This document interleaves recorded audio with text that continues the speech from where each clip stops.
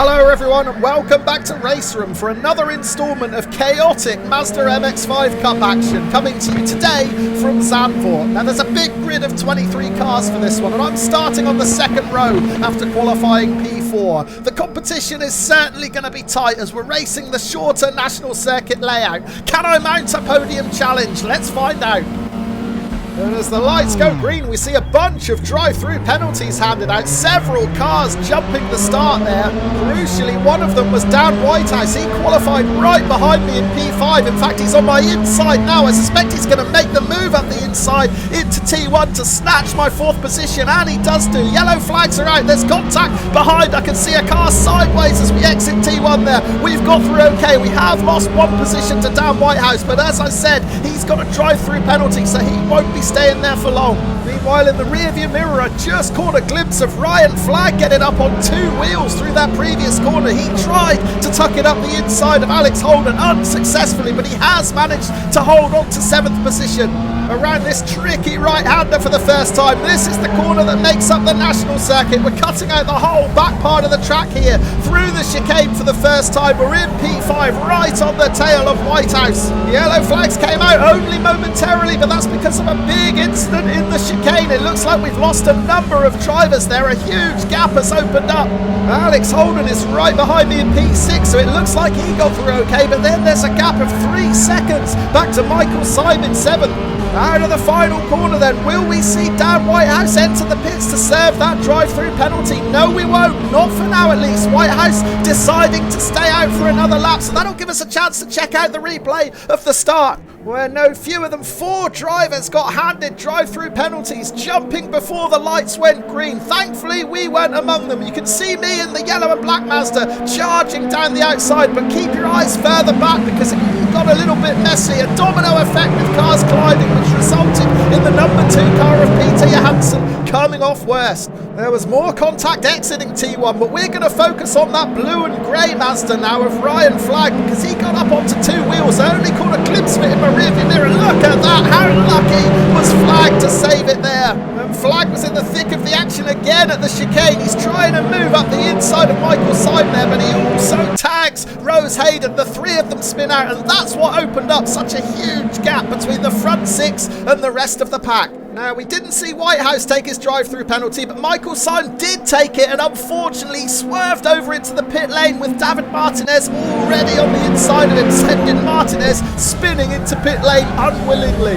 Back to the live action towards the end of lap 2, and we can see just how close this fight for the lead is. We're just about involved in it as well. We're still in 5th position, but we are within striking distance. Andrew Maddox is the driver who is now at the front of the pack, but he's being closely followed by Gilles Favel in 2nd. Then it's Hugo Suarez 3rd, Dan Whitehouse in 4th. But are we going to see Whitehouse enter the pits this time around? He's still yet to serve that drive-through penalty, and he's not going to take it this lap either, but we might have a run on him anyway here. We've got a much better exit out of the final turn. We've picked up a bit of toe as well, so can we make a move up the inside into T1? It's going to be tight. Oh, we just couldn't quite follow through with it, and that's because Gilles Favel was in front of us on that inside line as well. It kind of blocked our way through there. Oh, look at the pack concertina together. Whitehouse running into the rear of Favel. That might give us an opportunity to tuck it up the inside. We're going to get squeezed onto that curb. We're up onto 2 wheels. Oh, that was close. We almost stacked it there.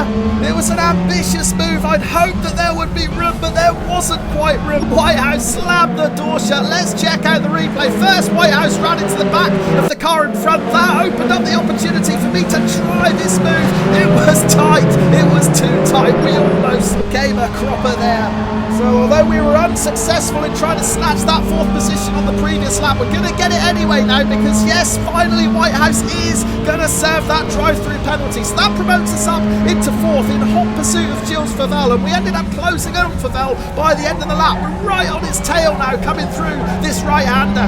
Now I'm pushing really hard here, perhaps too hard. We wipe out a few of the traffic cones to the left. I'm trying to find every inch of track that I can to carry more speed, and we end up carrying too much speed. I run right into the back of Favel there. So yeah, that was my mistake. A little bit careless, just mistiming my run through that chicane. I gave Favel a pretty hefty whack. Thankfully, it didn't spin him out, and we were able to tuck back in behind him. And I know I'm quick through this final corner, so if we can get a decent run on him, we might have a cleaner opportunity to make the pass stick. Look at that, we're alongside him already before we even reach the start-finish line. This is going to be a textbook pass to take third position and promote us into the podium places.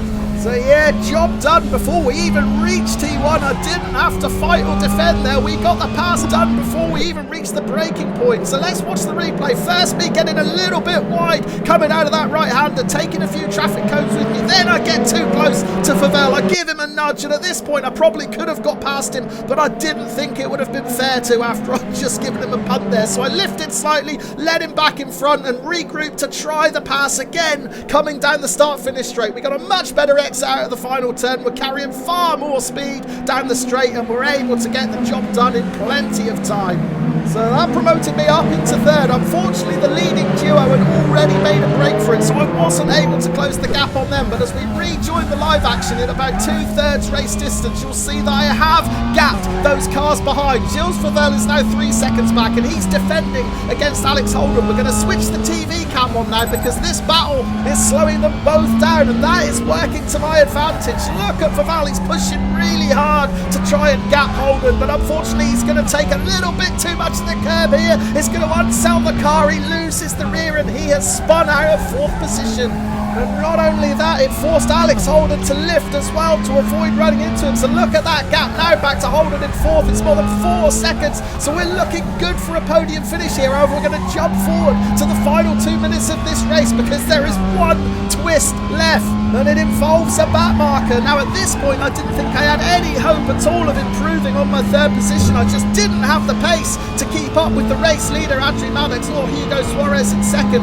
But the pair of them are closing in on a lap driver, and it's going to cause them all sorts of problems. Maddox now alongside that backmarker Art Pridmore. It's slowed him right down through T1. That's going to invite Suarez to challenge, so anything can happen here. And look in front, the yellow flag's right. We've lost 2 cars. For a moment, I thought we'd lost both 1st and 2nd place, but it looks like it's Suarez and the backmarker Pridmore who've crashed out. So we're up into 2nd position, but what on earth caused this? Let's check out the replay. And we're watching the leader, Maddox, try to get around Pridmore, but inexplicably he decides to go to the outside first and almost ends up on the grass. Thankfully he switched back to the inside and got the pass done, but that was a risky moment for the race leader. Then Hugo Suarez in 2nd also goes to the outside. And we see exactly the same type of contact, but this time with far graver consequences. Now riding on board with Suarez, we can watch the tussle in front, and I really don't know if any one driver is more responsible than the other for this. I mean, sure, Pridmore wasn't making it easy